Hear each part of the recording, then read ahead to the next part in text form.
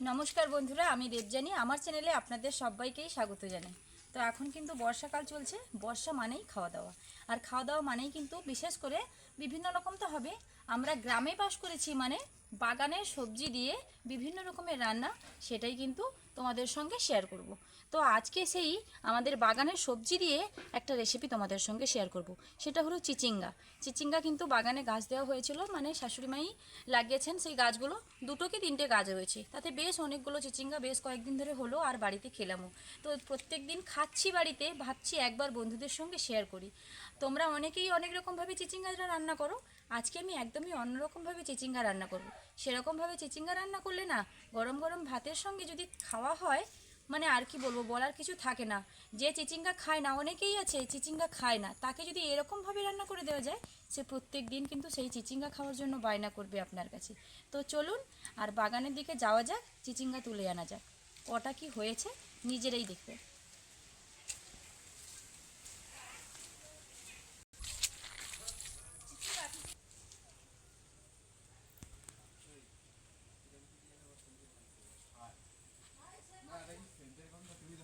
বিভিন্ন রকমের কিন্তু সবজি দেওয়া রয়েছে বাগানে, আর আমাদের বাগানের চিচিঙ্গাগুলো না একদম ছোট ছোট। যতই ছোট হোক, বাগানের চিচিঙ্গা যখন, তখন কিন্তু স্বাদ লাগবে। বাজারে কিন্তু বেশ বড় বড় ধরনের চিচিঙ্গা বিক্রি হয়, আমাদের চিচিঙ্গাগুলো এরকম দেখুন শুধু একবার।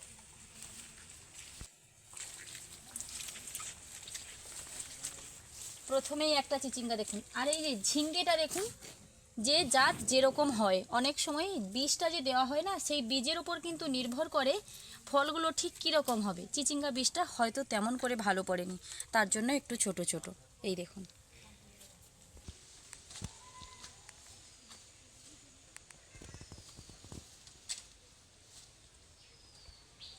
বর্ষাকাল, যে কোনো গাছ প্রচুর পরিমাণে পাতায় একদম ভরে গেছে, খুঁজতে হবে। এই চিচিঙ্গাটা তবু আগের থেকে ভালো দেখাচ্ছি দাঁড়া। এই যে দেখুন, এটা বেশ সুন্দর।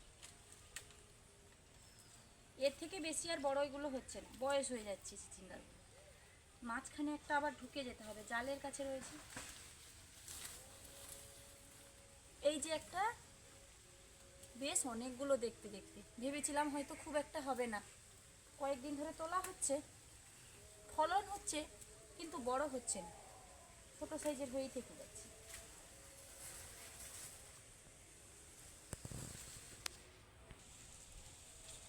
আর একবার আসতে হবে। ঝিঙ্গেগুলো কিন্তু এক একটা বেশ বড় হয়েছে। এদিকে কিন্তু তিনটে ছোট ছোট রয়েছে, তার মধ্যে একটা একদম বেশ ছোট, এই দেখুন। আর এই দুটো একটু বড়, সেই বড় বড়গুলো তুলে নেব। বর্ষাকাল মানেই না আমার প্রচুর ভয় লাগে, সাপ খোপ, আরও যোগের ভয় তো আছেই। আমি একদম নিচের দিকে দেখে দেখেই চলি। যদিও খুব বেশি হয়নি, তবে যেগুলো হয়েছে সেগুলো দিয়েই হয়ে যাবে। খেতে আর কজন, তিনজন। বাবু এগুলো খায় না, ছোট বাচ্চা তো। চলো এবার বাড়ির দিকে যাওয়া যাক।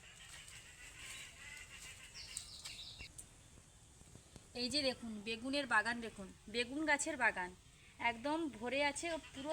মানে বাগানের অর্ধেকটা অংশ কিন্তু বেগুন গাছ দেওয়া রয়েছে, আর বেগুনের প্রচুর পরিমাণে ফলনটাও হচ্ছে।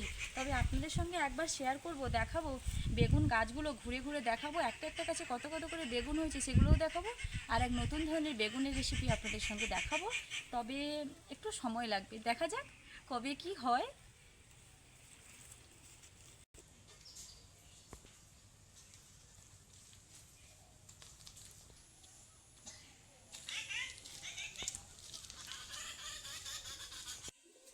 বাগান থেকে এসে সোজা কিন্তু চিচিঙ্গা কাটতে বসে পড়েছি, আর আজকে চিচিঙ্গা রেসিপিতে নারকেল দিয়ে বানাবো, তাই শাশুড়ি মা ওদিকে নারকেলটা চুরছে।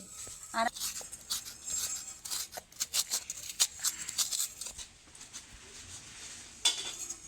বাগানের একদম নরম চিচিঙ্গা বলে আর কীভাবে আঁশটা উঠে যাচ্ছে দেখুন, এরকম বটি দিয়ে কিন্তু হালকা করে আঁশটা উঠিয়ে দিতে হবে। আর ওদিকে বাবু নারকেল খাচ্ছে, একটা নারকেলের মালা নিয়ে কিন্তু মা সেটাকে নারকেলটা চুচ্ছে, আর একটা কিন্তু বাবু নিয়ে নিয়েছে। আর নারকেলটা বেশ পুরু রয়েছে।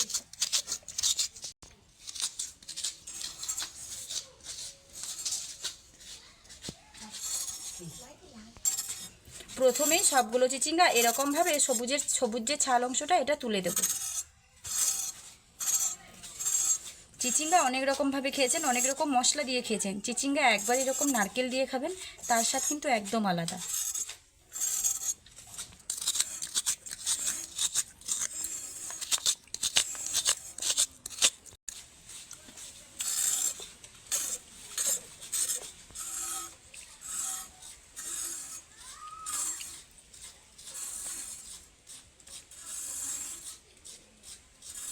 সবগুলো চিচিঙ্গার সবুজ ছাল অংশটা তুলে নিয়েছি। এইবার চিচিঙ্গাগুলো কাটবো, আর কীরকমভাবে কাটবো সেটাও দেখিয়ে দেবো।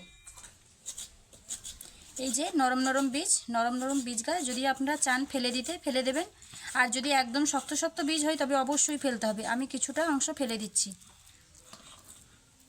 সবগুলো যদি বীজ বীজ থাকে খেতে খুব একটা ভালো লাগবে না, তার জন্য ফেলে দিলাম। এবার আপনাদের মনের মতো করে রাখবেন। অনেকের বীজ খেতে ভালো লাগে তাই বীজটা রেখে দেবেন, আবার অনেকের বীজ দিয়ে তরকারিটা কিন্তু ভালো লাগেনি, সেক্ষেত্রে বীজটা ফেলে দেবেন বীজটা। এইবার এইরকম ডুমো ডুমো করে কাটবো, ঠিক এই রকমভাবে ডুমো ডুমো করে কেটেই কিন্তু এই তরকারিটা বানাবো। আর আমি বলছি চিচিঙ্গা, আমাদের এদিকে কিন্তু এই চিচিঙ্গার আরও একটা নাম আছে, শল্লা। আপনাদের কার কোন এলাকায় কী নাম রয়েছে এই চিচিঙ্গার আমাকে কমেন্ট করে জানাবেন। আমাদের এদিকে যে শল্লা নাম রয়েছে সেটা তো বললাম, আপনারাও বলবেন কী নামে পরিচিত এই চিচিঙ্গা আপনাদের ওদিকে। একই রকমভাবে চিচিঙ্গাগুলো আমি কেটে নেব। ওদিকে মারও নারকেল কোড়ানো প্রায় হয়ে এলো বলতে পারে। বাবু দাঁড়িয়ে দাঁড়িয়ে দেখছে নরম নারকেলটা, বাবু একটু খাচ্ছে।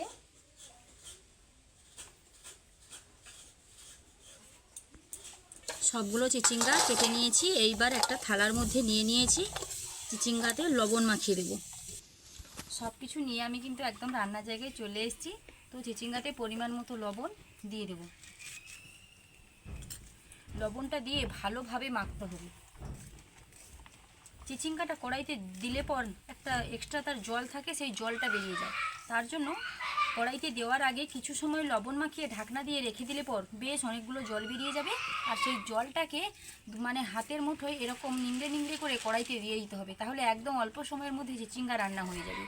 এই রকম পদ্ধতিতে চিচিঙ্গা রান্না করবেন, একদম অল্প সময়ে রান্না হয়ে যাবে। তার জন্য আমি লবণটা মাখিয়ে নিলাম। এইবার 10 থেকে 15 মিনিট এই লবণ মাখানো অবস্থায় চিচিঙ্গাটাকে রেখে দিতে হবে। 10-15 মিনিট পর ফিরে আসছি। প্রায় 5-7 মিনিট হয়ে গেল। এইবার উনুন ধরিয়ে কড়াইটা বসিয়ে দিয়েছি। কড়াইতে দিয়ে দেব সরিষার তেল। আজকে আমি এই চিচিঙ্গার তরকারি সরিষার তেল দিয়েই রান্না করব। আমাদের গ্রামের ভাষায় না সব সময় সকলেই শল্লা বলে। আমি বলছি চিচিঙ্গা, চিচিঙ্গাটা কিন্তু ভালো নাম। আবার অনেক জায়গায় বিভিন্ন ধরনের নাম আছে। তেলটা একটু গরম গরম হয়ে গেছে। এবার উষ্ণ গরমের দরকার, খুব বেশি হাই আছে, কিন্তু তেলটা গরম করার পর যে কোনো মশলা দিলে না সেটা একটু পুড়েই যায়। এইবার আমি ফোড়নে দিয়ে দেবো 5 ফোড়ন। আমি এখানে দুটো বড় বড় সাইজের পেঁয়াজ কুচি কুচি করে কেটে নিয়েছি, তেলের মধ্যে দিয়ে দিলাম। পেঁয়াজটাকে হালকা লাল লাল করে ভেজে নিই। পেঁয়াজটা ভাজা হতে হতে এদিকে আপনাদের চিচিঙ্গা থেকে কিভাবে জল বেরিয়েছে সেটা দেখিয়ে দিই। এই রকমভাবে লবণ মাখিয়ে রাখলে পর চিচিঙ্গা থেকে বেশ কিছুটা জল বেরিয়ে যাবে, আর রান্না অনেক সহজ হবে। এইবার হাতের মুঠোতে এই রকম চাপ দিলেই পর কতটা জল বেরোচ্ছে দেখুন। এইরকম চাপ দিয়ে দিয়ে কড়াইতে দিয়ে দেবো। যত জলটা কম থাকবে চিচিঙ্গার মধ্যে তত রান্নাটা অল্প সময়ের মধ্যে হয়ে যাবে। আর এই চিচিঙ্গাটা কিন্তু বর্ষাকালেই পাওয়া যায়, সারা বছর জুড়ে আর চিচিঙ্গা খুব একটা দেখতে পাওয়া যায় না। তো এই বর্ষাকালের মাত্র 2 কি 3টে মাস এই চিচিঙ্গাটা থাকে। তো সেই 2-3 মাসের মধ্যে চিচিঙ্গা দিয়ে বিভিন্ন ধরনের রেসিপি বানিয়ে খেতে হবে। একবার একটু নেড়ে দিলাম, কারণ আমি হাতের মুঠোয় দিতে দিতে না ওইদিকে উনুনের আঁচটা একটু বেশি রয়েছে, পেঁয়াজগুলো একটু লাল লাল বেশি হয়ে যাবে, পোড়া পোড়া ভাব হয়ে যাবে। আমি কিন্তু যে কোনো রান্না খুব সহজভাবে তোমাদের দেখানোর চেষ্টা করি। আমার রান্নাগুলো যদি তোমাদের ভালো লাগে অবশ্যই আমার চ্যানেলটিকে সাবস্ক্রাইব করে আমার পাশে থাকবেন। তোমরা যদি আমার চ্যানেলটিকে সাবস্ক্রাইব করে আমার পাশে থাকো, নতুন নতুন ধরনের রান্না করার জন্য আমি অনেক উৎসাহ পাবো মনে। বিভিন্ন ধরনের রান্না তোমাদের সঙ্গে শেয়ার করব। সবগুলো চিচিঙ্গা আমি জল নিয়ে দিয়ে দিয়েছি। এইবার একবার কি দুবার নেড়ে দিলাম। এবার ঢাকনা দিয়ে দেবো। ঢাকনা দিয়ে দিয়ে এই চিচিঙ্গাটাকে কিন্তু সেদ্ধ করতে হবে। আর আমি যেই লবণটা দিয়ে চিচিঙ্গাটা প্রথমে মাখিয়েছিলাম তার বেশি আর লবণ আমি একদমই দেবো না। আর এই চিচিঙ্গাতে অবশ্যই খেয়াল করে একটু অল্প পরিমাণে লবণ দেবেন, কারণ অনেকটাই জীর্ণ হয়ে যায়। ঢাকনাটা দিয়ে দিয়েছি, তার মানে এই নয় ঢাকনা দিয়ে 3-4 মিনিট এমনিই বসে থাকবো, তাহলে কিন্তু চিচিঙ্গাটা নিচে লেগে যাবে। ঘন ঘন এটাকে কিন্তু নেড়ে রাখতে হবে। আমি একবার ঢাকনা দিয়েছিলাম, তারপর নেড়ে দিচ্ছি। এই সময় কিন্তু একটু একটু করে লঙ্কার গুঁড়ো আর হলুদের গুঁড়ো দিয়ে দেবো। হলুদটা পরিমাণ মতো দেবো, তবে লঙ্কা গুঁড়োটা একটু অল্প করে দেবো। তার কারণ একটাই, যেহেতু আমি নারকেল কোড়া দেবো, নারকেল কোড়াটা একটু মিষ্টি মিষ্টি লাগবে, সে জায়গায় একটু ঝালটা যদি বেশি থাকে খেতে ভালো লাগবে না। একদম মিষ্টি আর খুব বেশি ঝাল দুটো একসঙ্গে ভালো লাগে না। যদি হালকা হালকা মিষ্টি হতো তাহলে ঝালের পরিমাণটা একটু বেশি থাকলে ভালো হতো। হলুদ দিয়ে দিয়েছি, হলুদটা দেওয়ার পর 2 থেকে 3 বার নেড়ে দিয়েছি। এইবার দিয়ে দেবো ঝালের জন্য একটু লঙ্কার গুঁড়ো, খুব বেশি দিলাম না। হলুদ আর লঙ্কাটা দিয়ে বেশ কয়েকবার নাড়িয়ে নিয়েছি। আবারও একবার ঢাকনা দিয়ে দেবো। ঢাকনাটা খুলবো এবার। এর মাঝখানে কিন্তু আমি 2 থেকে 3 বার ঢাকনা খুলে খুলে নেড়ে দিয়েছি। আর কতটা জীর্ণ হয়ে গেছে দেখুন। এখন কিন্তু অল্প পরিমাণে আমি একটু জিরার গুঁড়ো দিয়ে দেবো। এটা একদম অপশনাল, দিতে পারেন আবার নাও দিতে পারেন। আমি একটু স্বাদের জন্য দিয়ে দিচ্ছি, খুবই সামান্য। এইবার দিয়ে দেবো নারকেল কোড়া।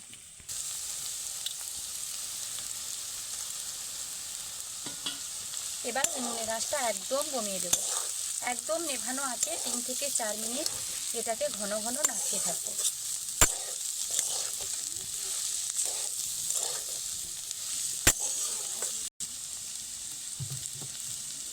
3 থেকে 4 মিনিট আমি কিন্তু এটাকে নেড়ে নিয়েছি। এবার কিছুটা জল দিয়ে দেবো।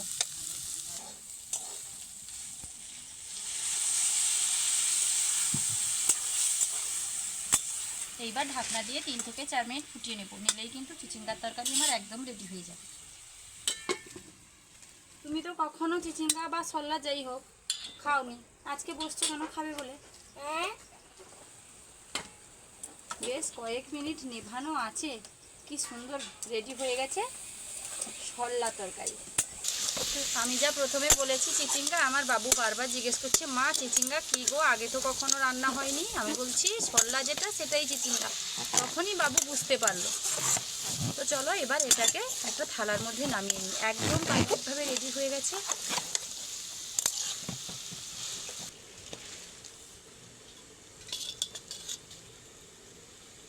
একদম গরম গরম ধোঁয়া ওঠা চিচিঙ্গার তরকারি নারকেল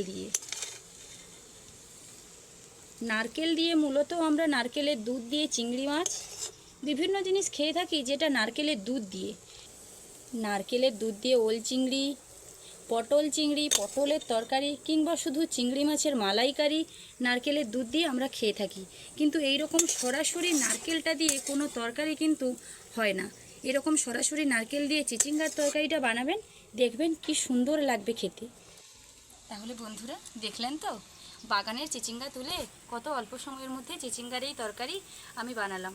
আপনাদের যদি এই তরকারি ভালো লেগে থাকে অবশ্যই লাইক, কমেন্ট ও শেয়ার করতে ভুলবেন না। আরও এরকম নতুন নতুন ধরনের রেসিপি পাওয়ার জন্য আমার চ্যানেলটিকে সাবস্ক্রাইব করে আমার পাশে থাকবেন, যাতে প্রত্যেক দিন নতুন নতুন ধরনের রেসিপি আমি আপনাদের সঙ্গে শেয়ার করতে পারি। দেখা হচ্ছে আবার নতুন কোনো রেসিপি নিয়ে। ততক্ষণ সুস্থ থাকুন, ভালো থাকুন। একবার হলেও এরকমভাবে চিচিঙ্গার তরকারি বাড়িতে বানিয়ে খাবেন। ভিডিওটা এখানেই শেষ করছি। টাটা।